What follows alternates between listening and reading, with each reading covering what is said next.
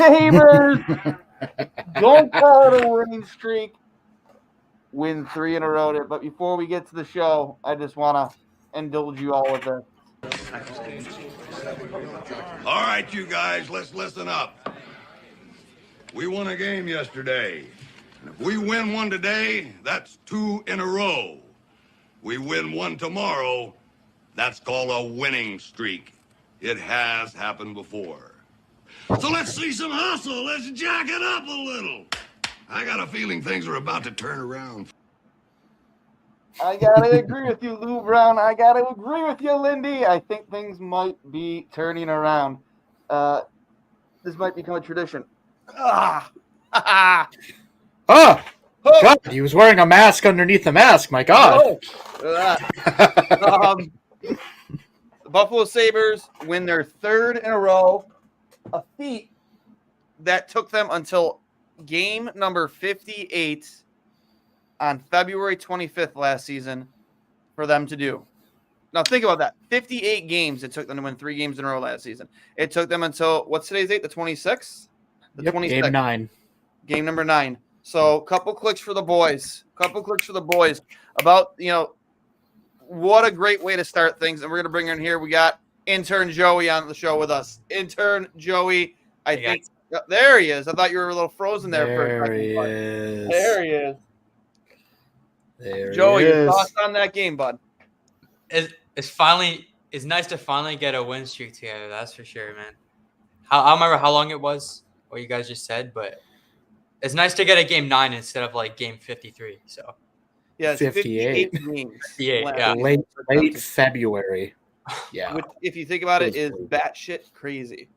Yeah. That any pro team, it would take them that long to win 58 games. But I digress. Huge win for the boys. Tage continues to stay on fire. I think it's 6 goals and 4 assists over the last 6 games in the 6-game point streak. Yeah. All 4 lines were contributing tonight. You know what I mean? I couldn't pick out a line tonight and think that they had a bad game. I couldn't pick out a player tonight and thought they had a bad game. Nobody really stood out to me. Darlene with 3 assists. Tage with 3 points.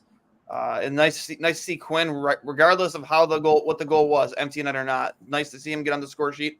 I thought Cousins had his 2nd good game in a row. There's a cat's tail. I'm trying to make it so she doesn't go on the camera, but it's okay, bud. It's okay.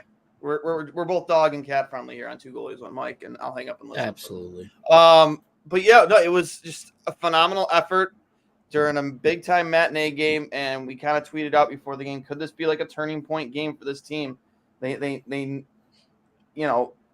almost kind of like a situation where I kind of tweeted like, let's burn last season to the ground. Just be done with it.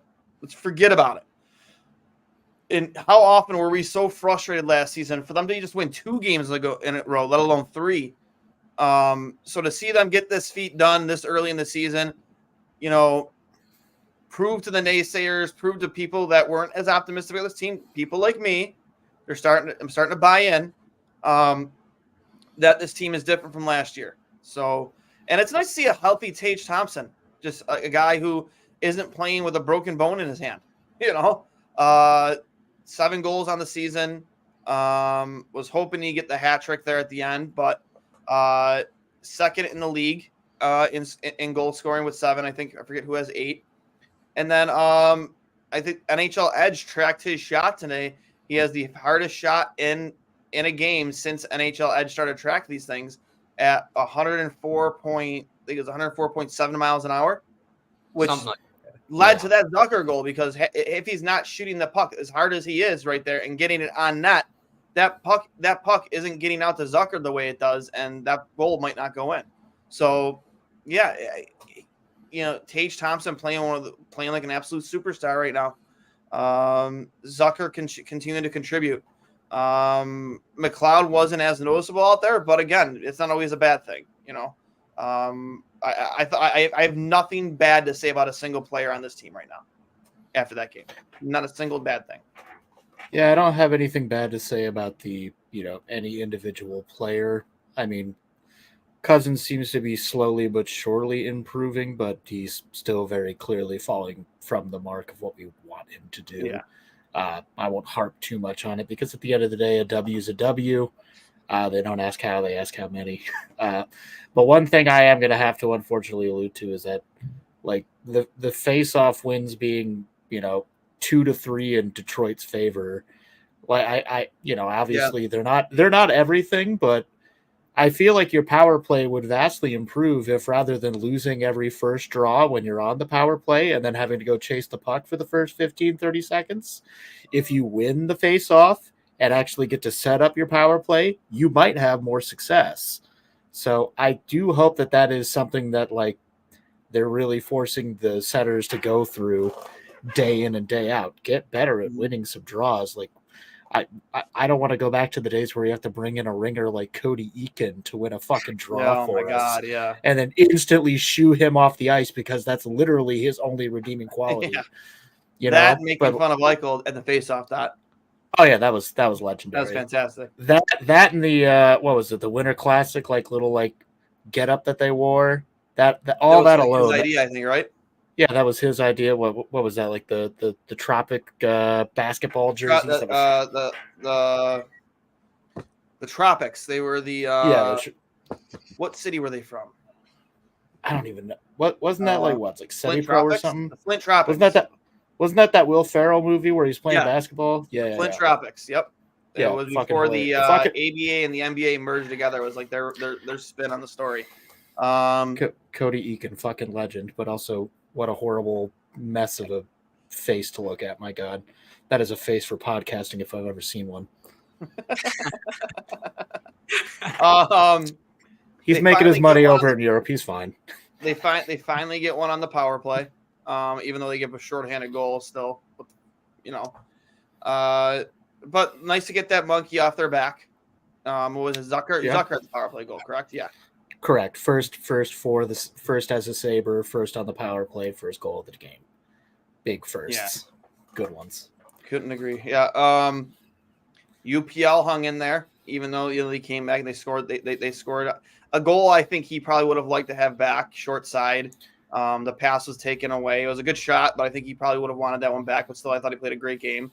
Yeah, I have nothing to really complain about other than obviously giving up a shorthanded goal, which I think Lindy kind of broke that down in the post game, kind of just like miscommunication with the puck movement there, Dowling giving it away, and shit's gonna happen. But still, I think the biggest positive thing to take from that is that the Sabres last season would have turtled. This is the second time we've seen this season give up a lead and hang in there and come back and win a game. Yeah. Somehow even more chaotic than the Dallas Stars game, where the wheels kind of looked like they were starting to fall off there in the last couple of minutes.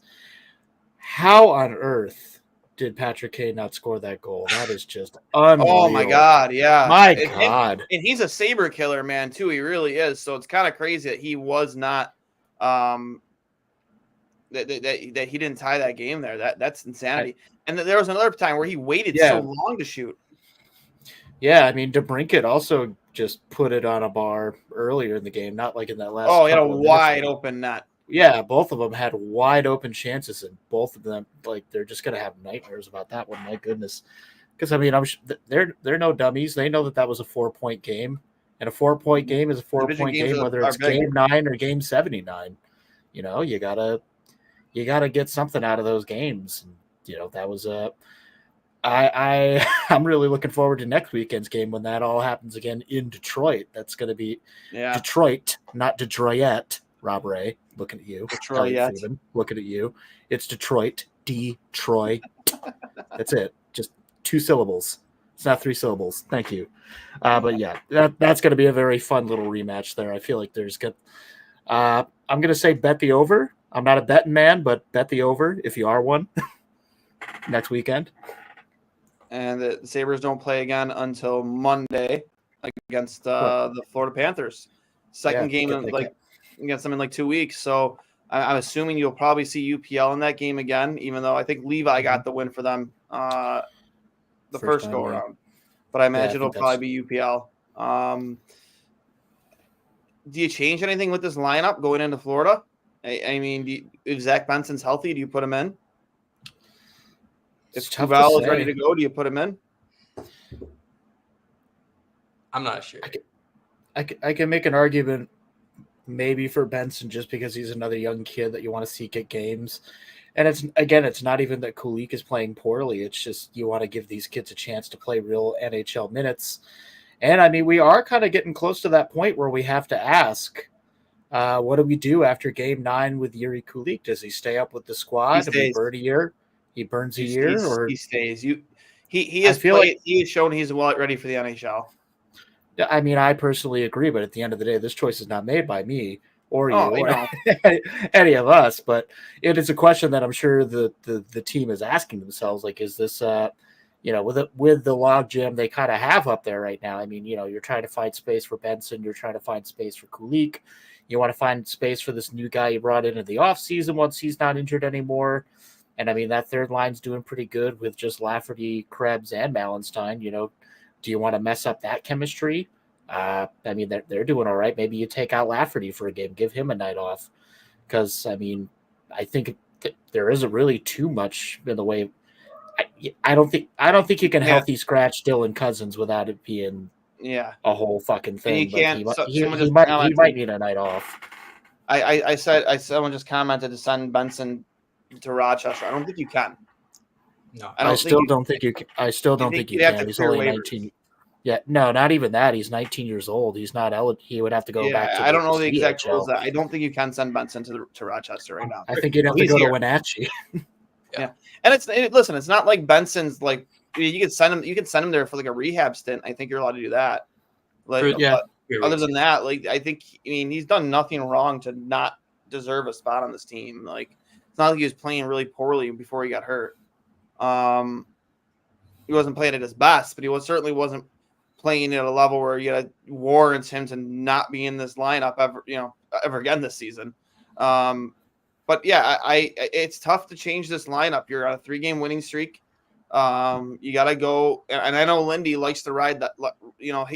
He's notorious for changing his lines in the past, but he's also notorious for keeping things the same when it's working. He doesn't like to mess with things when things are working, and that goes for goaltenders. I remember when Hasek left and they had Miller and Mika Norton. I think they started Norton like 10 games in a row or something like that until he finally played bad or lost a game. It was something crazy. But Lindy is not afraid to just ride what's working, and I wouldn't be surprised even if Benson and Kubel are ready to go that they're not in this lineup. Yeah.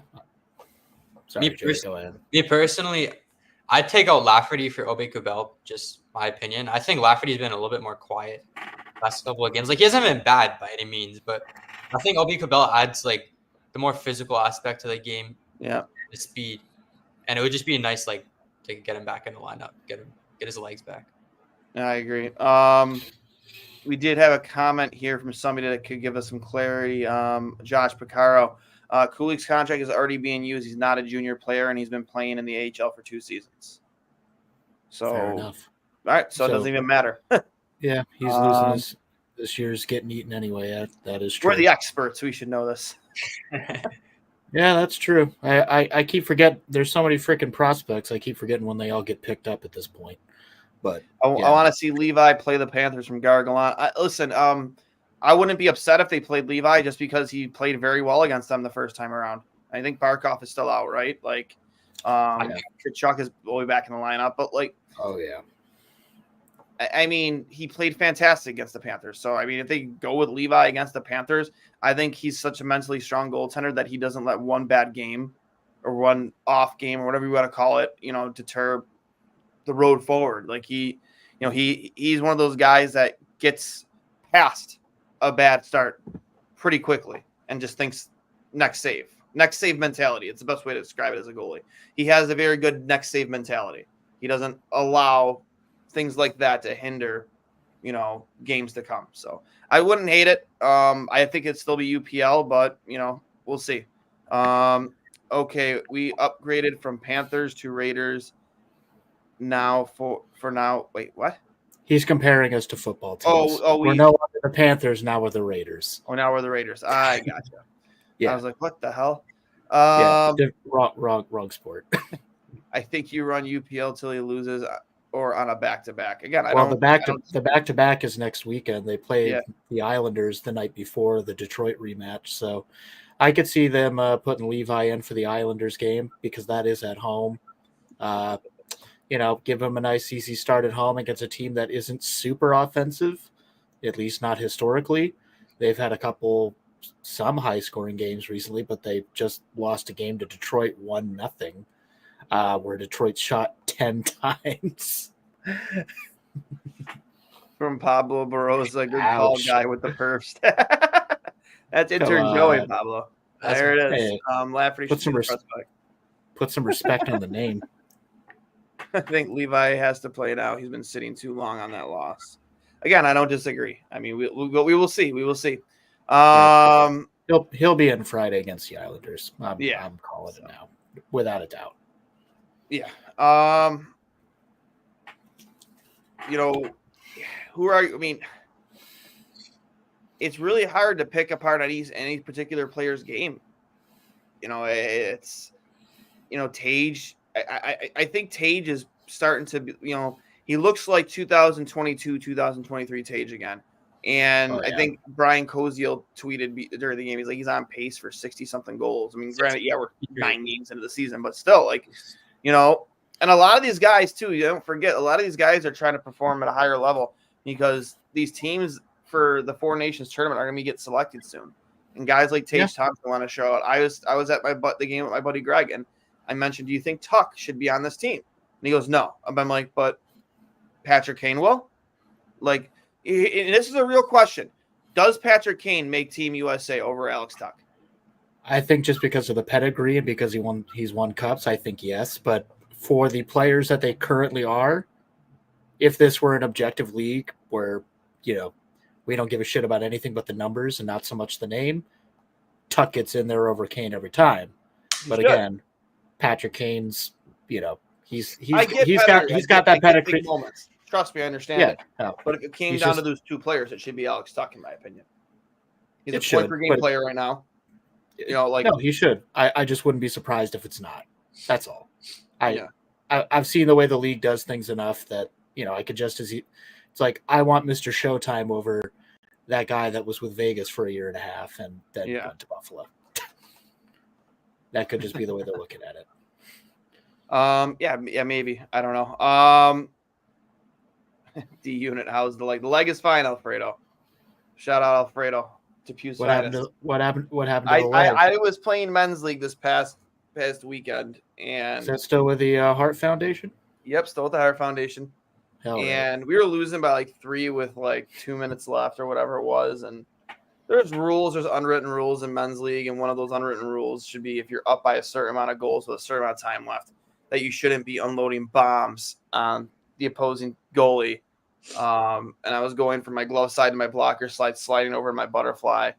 And this kid, he was 20 years old, and I was angry. He unloaded on this puck and hit me in a soft spot in the knee that I just started playing again after a year of not being on the ice because of this knee. And he just crushes me in the knee, and I audibly yelled, fuck. And I looked at him are you kidding me right now, man? And then I just on pure adrenaline, I was able to get up and play the next minute or so. And I'm but then I had a guy come down on me and I couldn't stand. I couldn't shuffle. I couldn't do anything. It was just my knee hurt so much. The bruise right now is ridiculous. I'm actually not playing in my game tomorrow night because it's just, I can't push off it without any pain. And I'm 37 years old, not 17 or 27 where I care that much anymore. And I'm not going to miss a day of work because of it. But I felt bad too because the kid did kind of trying to genuinely come up to me, apologize, and I kind of blew him off for getting off the ice. I needed help getting off the ice. I couldn't put pressure on it. And then that 2 days later, it's literally just black and blue, just straight black and blue, the whole side and kneecap. So we don't like to hear that, boys. So you get to a certain age where you stop playing when you're injured, and you also stop playing when you're hurt. When you're younger, you can play hurt, but you can't play injured. But you get to a certain point in time where you're just, might not be worth it, but I think I'm just going to ride the bench.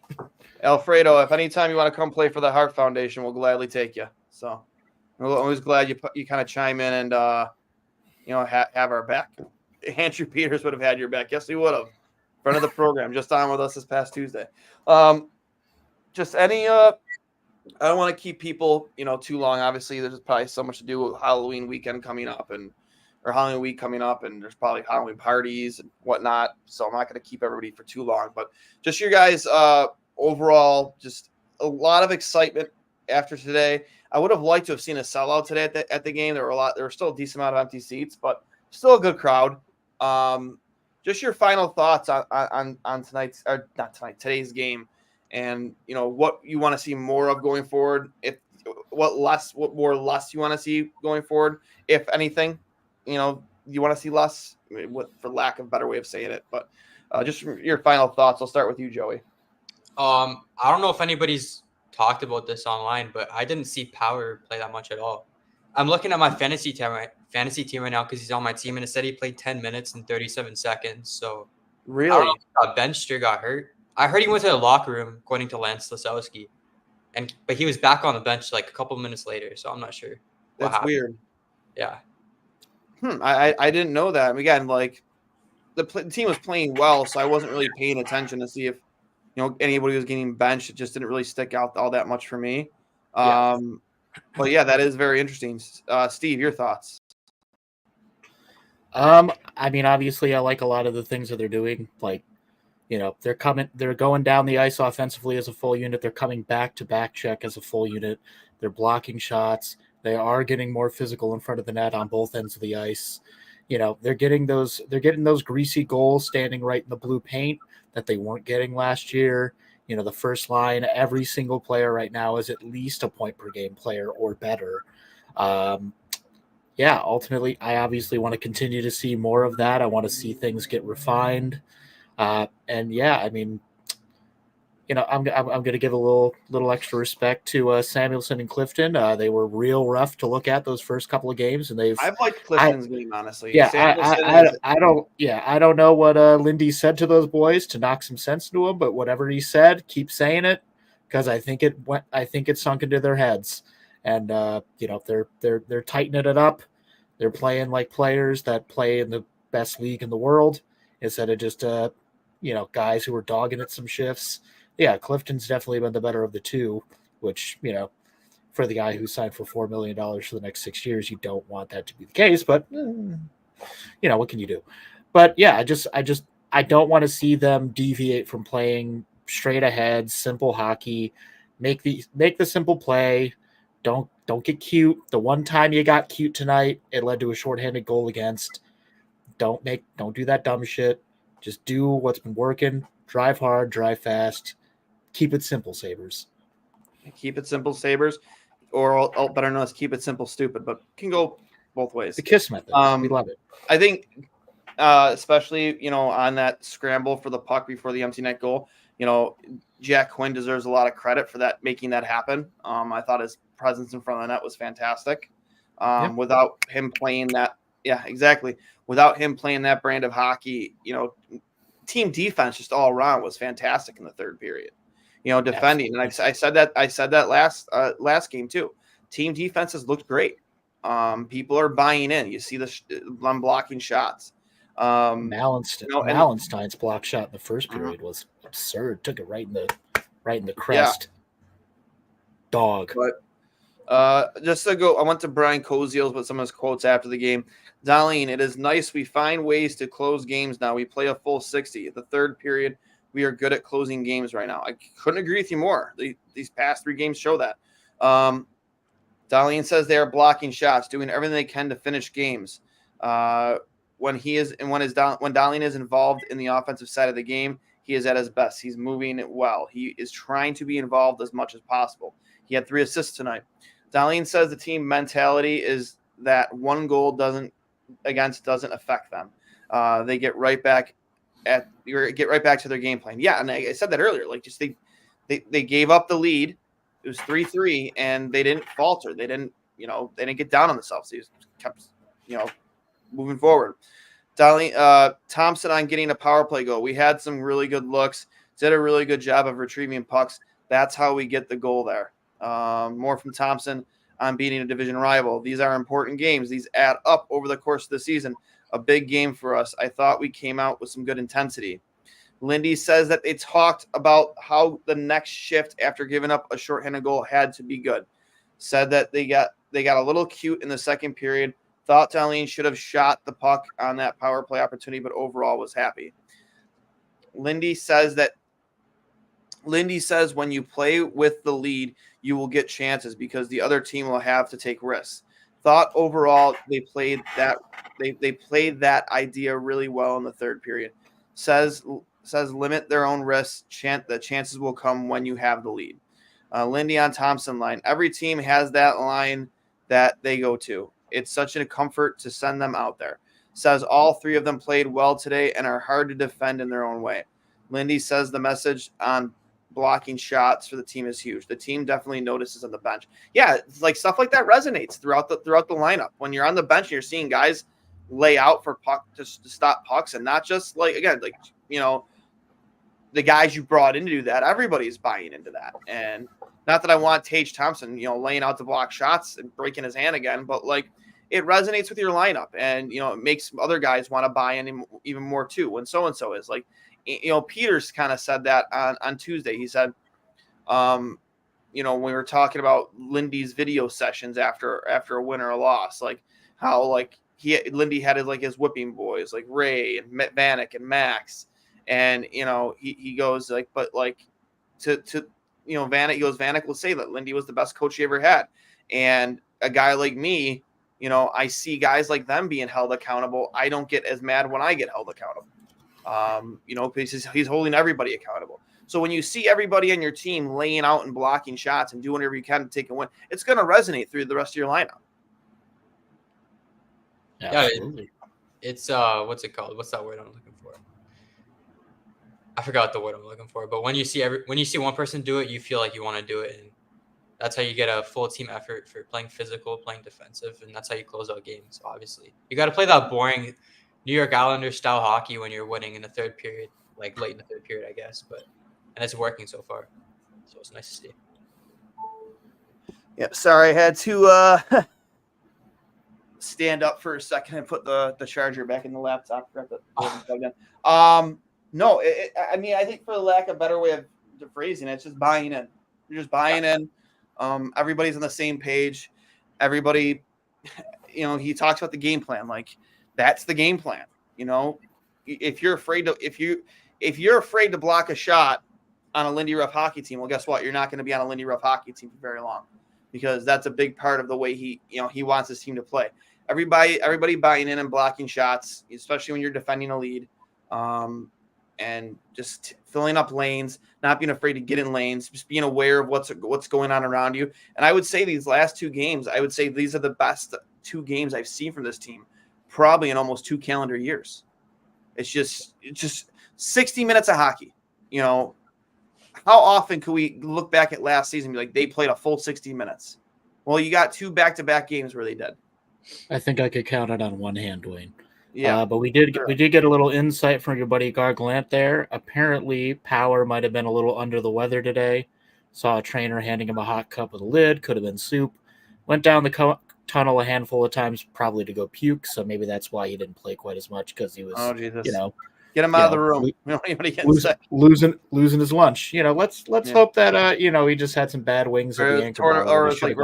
Who was it? Was it when Tortorella had that one comment in a post game? Who were they asking? What was it? Line A, maybe. It could have been. I mean, didn't somebody release a report the other day that Comfort was missing the game against the Islanders or something because he had diarrhea? Yeah, and somebody responded with the "We should know less about each other" headline from the New York Times from 3 years ago. Oh my God! Yeah. Hopefully it is just like a non-contagious food poisoning bullshit stomach bug, and not like the whole team's going to be losing their lunch stomach bug. Otherwise, who knows? Maybe we'll see Isaac Rosean playing Monday night against the Panthers. I don't know, but let's hope not. Because well, you have two guys that are trying you know, to get in the lineup right now, in Kubel and Benson. So I'd Oh, imagine be one of them. Oh, cool. Goathead's on the first against the Islanders. Yep. So hopefully we'll see Levi in a Goathead sweater for the first time this year. That'd Yeah. be nice. Real nice. Yeah. So those brown pads are going to look sick with those jerseys. Oh, his setup. Both their setups are fantastic. Fucking clean, dude. Yeah. Clean. Listen, like I love. It's kind of funny. Hurls joke about it, but like the post games are like a lot more like exciting, not in a good way, but like more verbal, more loud after a loss. Like, we're sitting there just chatting about a win, like it's a normal thing. And I mean, the last 3 games has been normal. So, I'm just happy to not be yelling and, uncontrollably laughing, not in a good way, because of this team. At the moment, we know, if as a Buffalo fan, I know not to get too far ahead of myself, but it is a nice change of pace, and I'm sure everybody in the peanut gallery agrees there. Your 3 stars, Steve.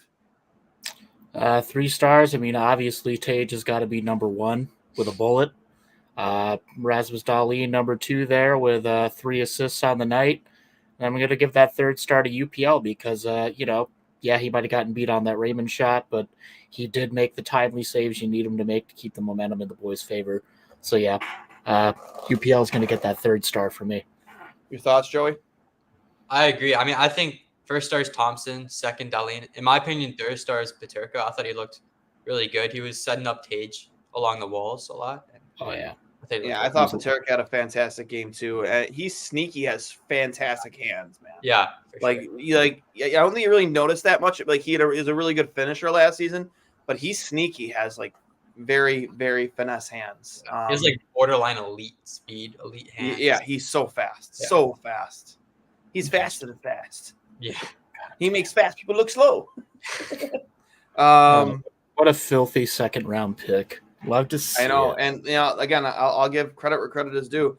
Kevin did trade up specifically to draft Peterka. I remember that like embedded blue and gold, or if that's what it was called back then, where he was really excited that Peterka was still there during that in that draft, whenever that was. That was what, 2021?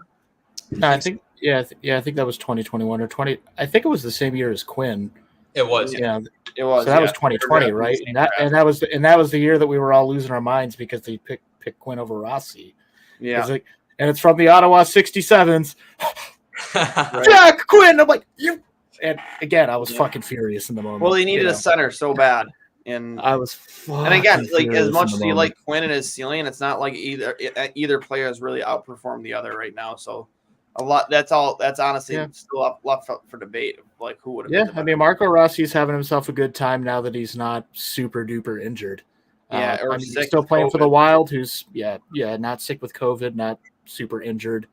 Yeah, he's been having a decent time. But I mean, tough break for Minnesota there. They got kind of trounced by the Flyers earlier today while we were having fun down at the KeyBank Center.